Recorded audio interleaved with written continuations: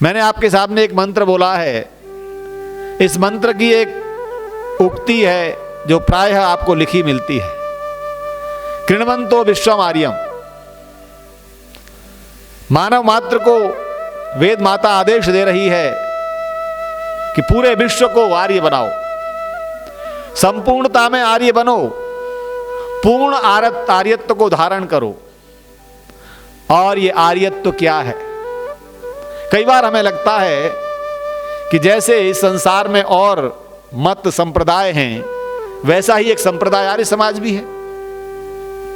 1875 में स्वामी दयानंद जी महाराज ने अपनी विचारधारा के प्रचार के लिए जो संस्था की स्थापना की, वो आर्य समाज है। ऐसा ही धारणा है ना?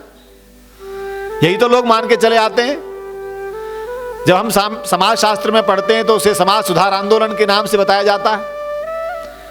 हाँ, कुछ थोड़े और अच्छे गहन इतिहासकार हैं तो उसे स्वतंत्रता आंदोलन का भी एक आधार आर्य समाज को मान लेते हैं। लेकिन आज मैं आपको बताने लगा हूं, आज आपसे चर्चा करने लगा हूं, आर्य समाज की स्थापना महर्षि दयानंद सरस्वती जी ने नहीं की।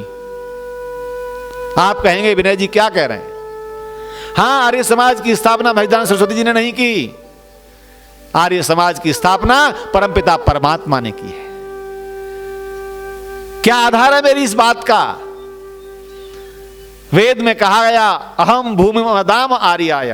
परमपिता परमात्मा की वाणी वेद माता कहती है, मैंने ये भूमि आर्यों के लिए दी है, इसमें अनार्यों को बढ़ना नहीं है। तो वो आर्य कौन है? आर्य है ईश्वर पुत्र। वेद में कहा गया आर्य ईश्वर पुत्र है।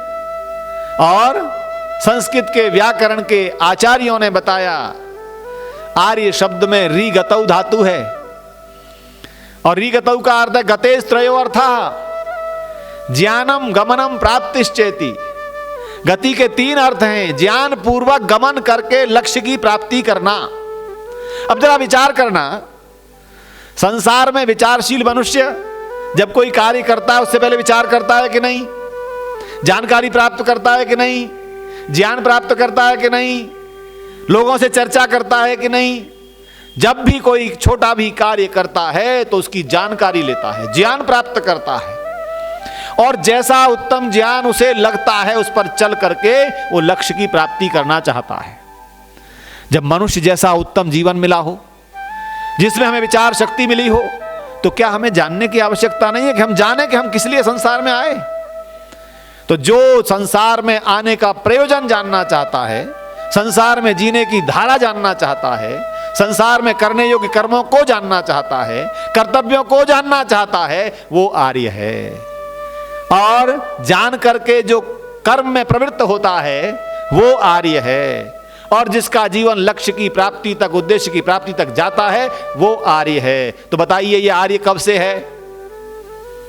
सृष्टि के आदि से है कि नहीं? वेद का ज्ञान सृष्टि के आदि से है, तो आर्य भी सृष्टि के आदि से है।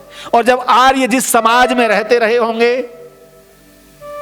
वो क्या था? वो आर्य समाज था, आर्यावर्त भूमि थी। आर्यावर्त भूमि पर रहने वाले वो आर्य थे, और यहीं से पूरे विश्व में समाज फैला, विचार फैला, धर्म फैला, आचरण के सिद्धांत फैले, आदर्श फैले। तो कौन गया? आर्यत्व गया। आर्यत्व गया तो आर्य समाज के द्वारा ही गया कि नहीं? तो आर्य समाज की स्थापना बताओ किसने की? परमपिता परमात्मा ने की। और जिस परमपिता परमात्मा के बनाए हुए आर्य समाज को महाभारत के साथ हम भूलने लग गए थे। हमने अपने समाज का विभाजन कर लिया था, भाई भाई का दुश्मन बन गया था। तो उस 5000 वर्ष के अंधकार काल को महर्षि दयानंद सरस्वती जी कहते हैं कि वो आर्यों के विनाश का कारण बन गया। अनार्यत्व का प्रचार हो गया, दस्यु बढ़ते चले गए। ऐसे अंधकार युग में महर्षि दयानंद सरस्वती जी आकर के पुनः आर्य समाज की स्थापना करते हैं। तो आर्य समाज की पुनः स्थापना की है महर्षि दयानंद जी ने। आर्य समाज तो परमपिता परमात्मा ने स्थापित किया है। प्रत्येक वो मनुष्य, चाहे वो किसी भी मत मजहब में पैदा हुआ हो, हिंदू हो, मुस्लिम हो, ईसाई हो, पादरी हो, फारसी हो, चाहे वह भारत में हो, अमेरिका में हो, जापान में हो, ब्रिटेन में हो, इटली में हो, रोम में हो, यदि वो इस प्रकार की आचरण को अपनाता है वो आर्य कहलाता है। इसीलिए ऋषि दयानंद जी ने कृण्वन्तो विश्वम आर्यम का उद्घोष करते हुए कहा, हमारा कर्तव्य है कि हम सबको आर्य बनाने के मार्ग पर लाने का कार्य करें। संसार का हर व्यक्ति जब आर्यत्व को विचार करेगा, ऐसा आर्यत्व सनातन धर्म का मूल है। सनातन धर्म और आर्य समाज को अलग करने वालों को कभी फिर मैं चर्चा आपके बीच करूंगा। सनातन और आर्य समाज अलग नहीं, क्योंकि आर्यों का समाज परमात्मा का समाज है और सनातन धर्म भी परमात्मा का धर्म है।